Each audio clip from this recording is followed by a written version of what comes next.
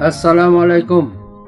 Waalaikumsalam warahmatullahi wabarakatuh. Dan apa? Ya Pak Kiai. Ya silakan. Ya. Ini saya bawa lagi pertanyaan. Iya. Pertanyaan dari masyarakat. Ya masyarakatnya itu banyak. Iya, tapi masyarakat sosial Pak Kiai. Mustaqim Tanggala. Batu-Batu. Ya. Kecamatan Endekang, Kabupaten Endekang. Sosial. Iya. Ini pertanyaannya. Bagaimana? Pertama, bagaimana pandangan Pak Kiai tentang ayat 34 yang artinya kaum pria adalah pemimpin bagi kaum wanita, sedangkan di zaman modern ini cukup banyak pemimpin wanita, baik itu presiden, menteri, gubernur dan lain-lain. Ya. Apakah ayat tersebut di atas hanya berlaku dalam lingkungan keluarga saja atau bagaimana? Mohon penjelasan. Dan apa? Iya. Firman Allah yang menjelaskan ar-rijalu qawwamuna 'alan nisa, surah An-Nisa ayat 34 itu. Iya. Menjelaskan bahwa kaum laki-laki adalah pemimpin terhadap kaum wanita. Iya. Ya. Ini berarti bukan mentiadakan wanita bisa jadi pemimpin dalam suatu daerah atau suatu negara. Bukan mentiadakan. Oh, bukan mentiadakan. Ya, tetapi menyatakan secara umum. Iya. Bahwa umumnya laki-laki ini adalah pemimpin terhadap kaum wanita. Oh, iya, betul. Dan jika kita hitung-hitung wanita itu yang menjadi pemimpin, jadi Perdana Menteri, dari sekian banyak jumlah wanita dan jumlah pria, itu berapa orang saja. Oh, sehingga persentase itu amat kecil sekali. Oh, iya. Oleh karena itu tidak dimasukkan ke dalam hitungan bahwa ayat itu berlawanan, bukan. Iya. Tetapi itu hanya merupakan pengecualian yang amat kecil dalam kehidupan. Oh, iya. Nah, jadi kalau kita cari menganalisa lebih jauh, bahwa kenapa kaum wanita, kalau dihitung persentase dari jumlah penduduk ini, amat sedikitlah wanita yang menjadi pemimpin di dalam masyarakat. Umpamanya yang jadi bupati, yang jadi kapolres, yang jadi dandim, yang jadi gubernur, jadi presiden. Di antara sekian juta manusia itu hanya beberapa orang. Jadi tidak dapat dihitung sekian persen, jauh. Itu dan apa? Nah, itu menunjukkan kebenaran firman Tuhan. Bahwa laki-laki itu adalah pemimpin terhadap kaum wanita. Ini tidak berarti wanita ini mempunyai fungsi yang tidak kuat, tetapi malah agama menganggap wanita itulah yang tiang negara. Oh, iya. Walaupun bukan dia sebagai presiden, tetapi toh agama menganggap dialah yang merupakan tiang dalam suatu negara. Iya.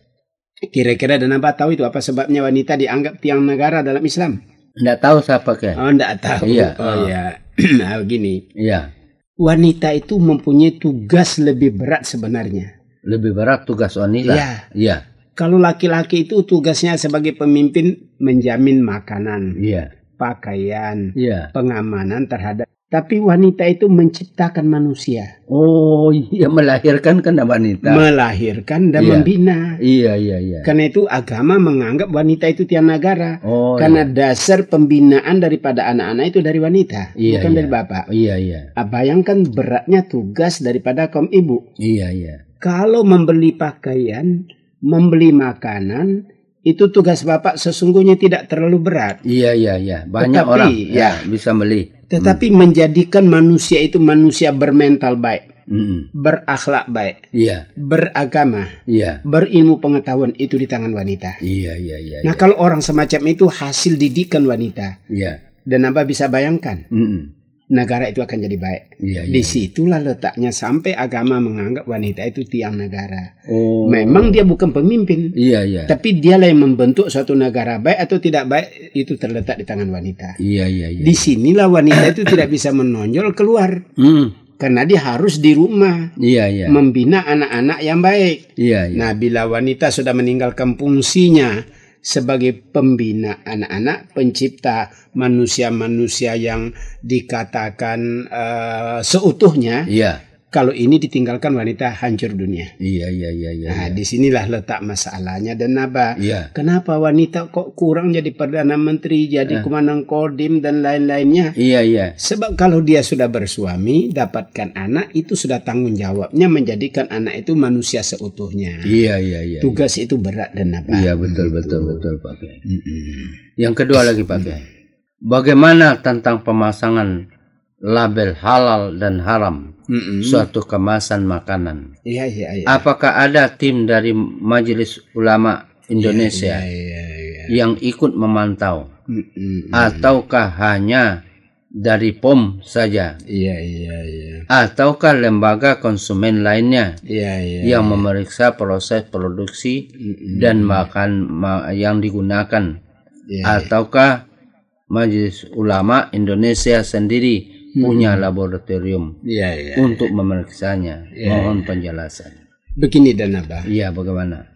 Masalah label halal atau haram dalam satu kemasan makanan yang diciptakan oleh industri, itu Majelis Ulama tidak bekerja sendiri. Iya. Juga POM juga tidak bekerja sendiri. Iya. Tetapi seluruh yang terkait dalam masalah ini menjadi suatu kesatuan dalam penetapan suatu makanan. Iya. Halal kah dia, haram kah dia. Iya. Jadi kesehatan, penelitian obat dan makanan bersama dengan Majelis Ulama itu terkait semuanya dalam penentuan suatu kemasan industri makanan halal atau haram. Jadi mereka tidak sendiri-sendiri dan Abah. Tidak boleh konsumen sendiri atau industri sendiri menentukan halal tanpa Majelis Ulama. Dan sebaliknya juga Majelis Ulama tidak mungkin untuk sendiri menganalisanya tanpa ada POM. Sebab masalah obat dan makanan ini adalah termasuk masalah-masalah kimia. Begitu dan Abah. Jadi mereka merupakan kesatuan. Dalam jenjang beberapa lama dikontrol, apakah setiap saat atau bagaimana? Karena jangan sampai hanya pada saat diadakan pemeriksaan dia diadakan penggunaan bahan yang diharamkan bagi kita umat Islam. Mohon penjelasan. Jelas dan Abah, ini akan berjalan tentu terus. Kalau sudah ditaruh label halal berarti tidak diperiksa-periksa lagi, tentu tidak mungkin. Tentu akan tetap dianalisa kembali atau dengan kata lain mengadakan pemeriksaan akan tentu dijalankan. Jangan-jangan permulaan label halal di belakang sudah disusupi oleh sesuatu yang bukan halal. Begitu dan Abah. Yang ketiga lagi Pak Kiai. Apa itu dan Abah? Apakah boleh jika kita ikut membangun tempat beribadat agama lain yang jika diupah, apakah uang itu tidak haram? Mohon penjelasan. Masalah ini dan Abah kita memang ada keterkaitan dengan ketentuan hukum. Nah, yang menyangkut penyebaran syiar dari suatu agama Islam itu tidak diperkenankan. Untuk membantu, membangun dan sebagainya. Itu sudah jelas dan Naba kita terikat oleh firman Allah baik dari surah Al-Kafirun, baik dari surah Syura ayat 15. Itu dan Naba. Bagaimana bunyinya Pak Kiai? Bunyi ayat Allahu Rabbuna wa Rabbukum. Lana a'maluna wa lakum a'malukum. La hujjata bainana wa bainakum. Allahu yajma'u bainana wa ilaihil masir. Artinya Pak Kiai, Allah Tuhan kami, Allah Tuhanmu. Sama-sama Tuhan kita Allah. Karena itu kami akan berbuat ibadat menurut agama kami. Silakan Anda beribadat, membangun rumah ibadat Anda itu sesuai dengan agama Anda. Nah, itu gambaran dari ayat itu. Kata-kata amaluna itu amal-amal yang bukan hanya sekadar hablum minallah, termasuk prasarananya dan Naba. Nah itu. Apa lagi Pak Kiai? Bagaimana hukumnya orang pacaran Pak Kiai? Oh iya. Apakah dibolehkan oleh Allah atau nabi kita. Mohon penjelasan. Kita berbicara masalah pacaran ini masalah muda-mudi. Iya, muda-mudi ini. Iya, dan apa pernah jadi pemuda? Pernah. Jadi pemudi? Oh, enggak ada. Semasa jadi pemuda, ya, tentu ada saja dan naba rasa cinta. Iya.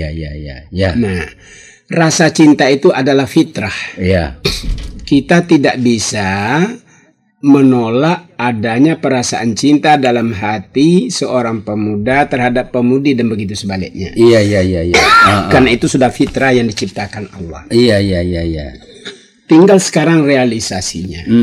Realisasinya bagaimana? Cinta dan percintaan yang direalisasikan melalui pacaran. Iya.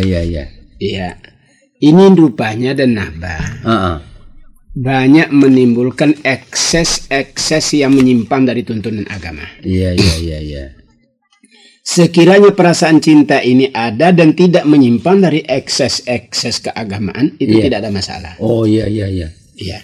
Tapi karena adanya penyimpangan itulah, maka ini timbul masalah.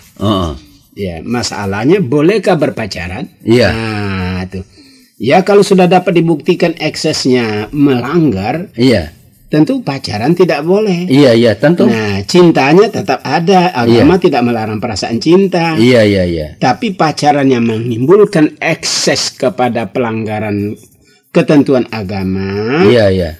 Maka dengan demikian dia tidak diterima. Iya. Ya, itu. Nah, sekarang contoh dan apa? Iya. Apa itu sesungguhnya pacaran? Iya. Nah, itu. Tentu adanya kata-kata yang umum, seorang wanita mencintai seorang laki-laki dan laki-laki mencintai seorang wanita. Iya. Itulah arti selama ini dalam pengertian pacaran. Iya. Tetapi sejauh mana mereka itu di dalam berpacaran itu menjaga norma-norma keagamaan. Iya. Nah, ini rupanya banyak terlanggar. Iya itu. Itu hasil dari apa namanya yang dilakukan oleh Dokter Ali Akbar angket. Oh, ada Dokter Ali Akbar ya? Yang mengadakan angket. Iya. Angketnya di Jakarta. Oh iya. Itu kita dapati dalam Panji Masyarakat. Oh iya.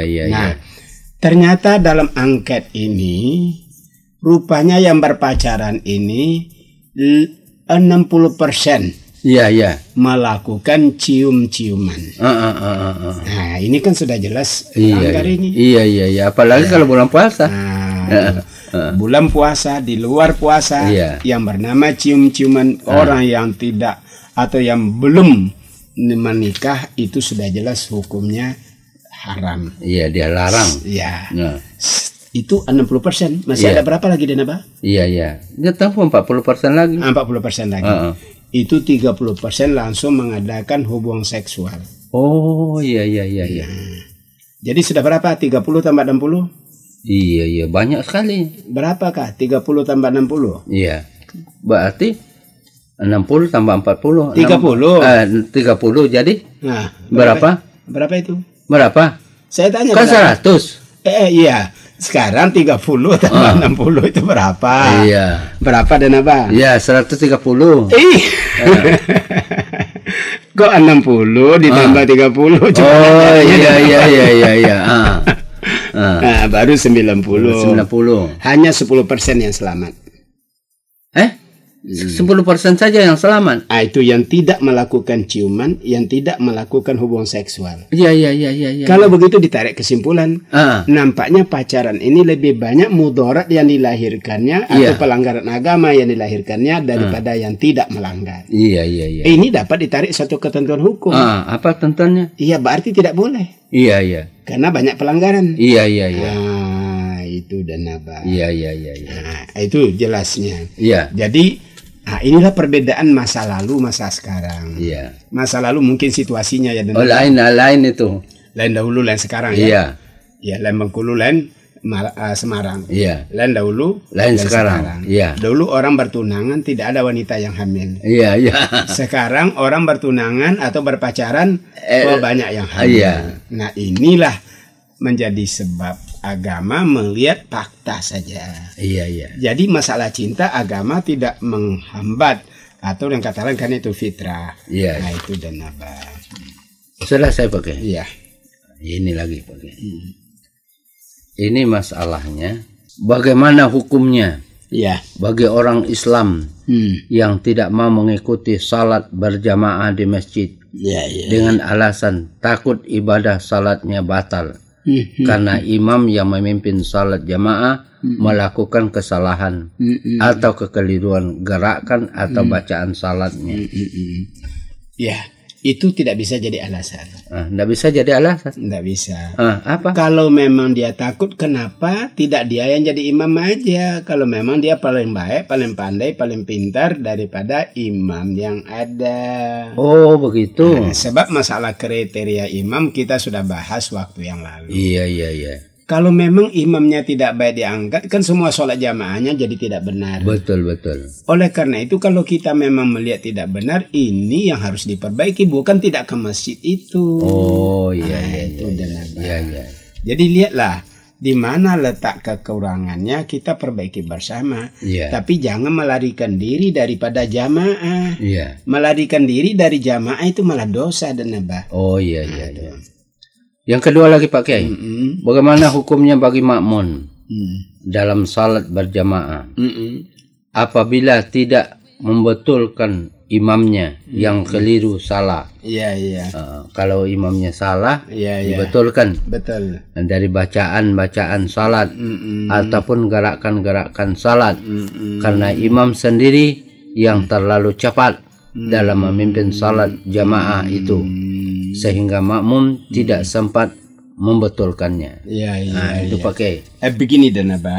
Ini memang perlu secara kalau memang imam itu orang yang termasuk baik dalam kampung itu, tetapi gerakannya agak cepat, dikasih nasihat. Oh, disampaikan saja. Disampaikan sajalah supaya dia memperbaiki cara ibadah sholatnya sebagai seorang imam.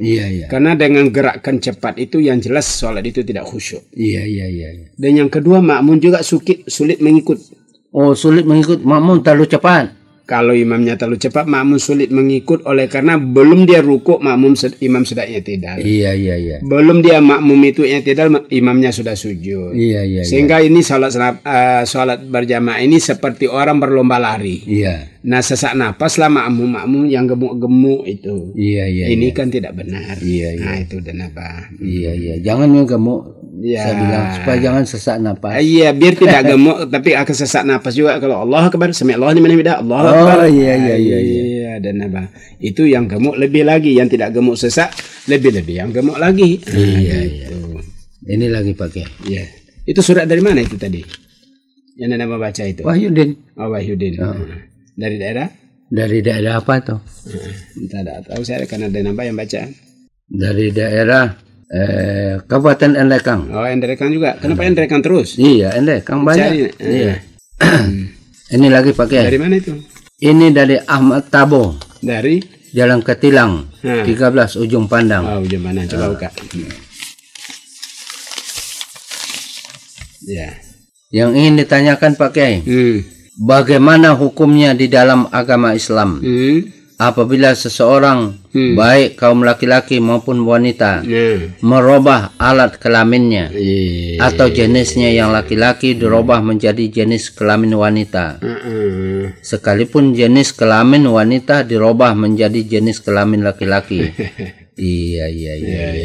Masing-masing dengan cara ilmu kedokteran, misalnya dengan jalan operasi. Sedangkan mereka adalah hamba Allah yang taat menjalankan perintahnya. Apakah pahala-pahala mereka tetap diterima oleh Allah Subhanahu wa taala? Demikian pertanyaannya pakai. Ini dan apa? Masalah ini sudah hampir setiap tahun masuk ya. Tapi kita peringati aja bahwa ini tidak benar. Ini tidak benar. Bahwa wanita laki-laki merubah jadi kelamin wanita tidak ada manfaat bagi dirinya.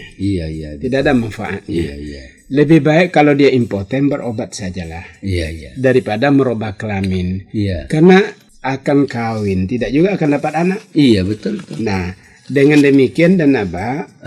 Ya, selain daripada status hukumnya sudah berubah. Iya. Ya, bayangkan kalau laki-laki ya mati orang tuanya, dia Iya. mewarisi seluruh harta. Oh iya. Tetapi kalau dia jadi wanita, satu-satunya sebagai seorang anak wanita, Iya. dia hanya mendapat separuh. Iya. Balik ruginya seorang laki-laki jadi wanita. Iya. Nah, oleh karena itu ini tidak pantas dilakukan seseorang menjalankan ibadah sholat dengan baju yang bergambar dan bertulisan. Apalagi kalau alasnya dan dia pakai surat kabar, lebih jelek lagi. Oh iya. Nah itu dan Jadi ndak usah pakai gambar, Iya, ndak usah ndak usah bawa salat. Iya, karena itu dianjurkan oleh agama kita baju putih polos lah yang terbaik dipakai sholat. Saya rasa cukup sampai sekian dulu Pak. Iya dan Abah. Wassalamualaikum warahmatullahi wabarakatuh. Waalaikumsalam warahmatullahi wabarakatuh.